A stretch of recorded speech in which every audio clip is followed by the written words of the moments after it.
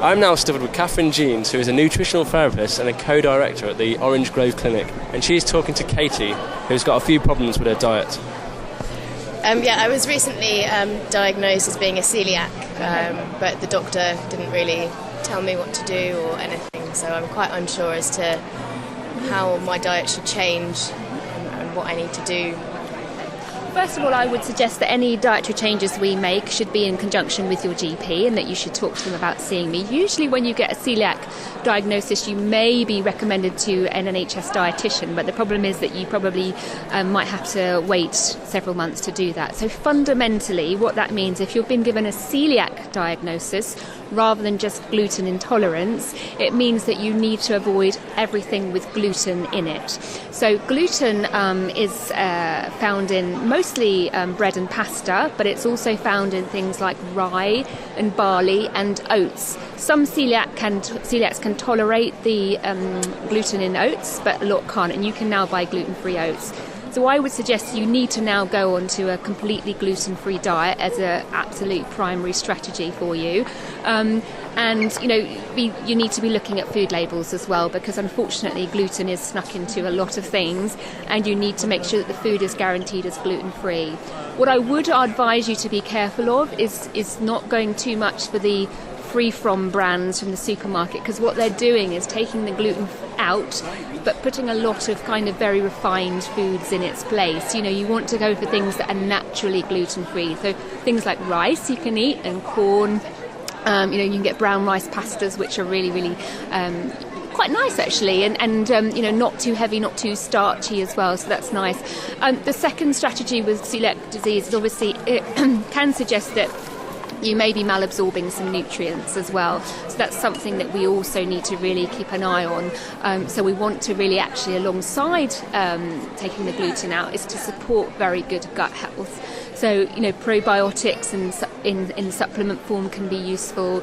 We need to make sure that you've got a very nutrient-dense diet, so as healthy as you can. So whenever you're cooking or eating, how can I improve the nutrient value of this meal? Is it grating some carrot into my spaghetti bolognese sauce? Things like that, just to really boost nutrient intake. And celiacs sometimes tend to be deficient in things like vitamin A, zinc, vitamin D particularly, so it's worth getting a really easy to absorb multivitamin and mineral. So what are the effects, just for our listeners, of eating gluten if you're gluten intolerant? Because I wouldn't know. Well, it's very different to being celiac. If you're celiac, that means you have an autoimmune condition and your body's actually attacking itself, and you should never have gluten. You need to be very, very strict with it.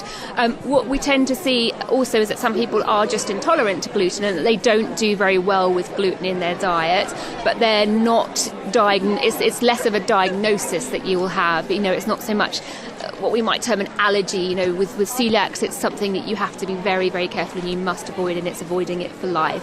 The kind of symptoms, if you were celiac, we see, malabsorption, so you may be losing weight, you may have some nutrient deficiencies, tend to have very loose stools, stomach cramping, tiredness, you can get ulcers and things like that. If it's gluten intolerance, the symptoms you may experience are maybe more something like you may have diarrhea, you may have constipation, you may have allergies, so running nose, streaming nose, that kind of thing.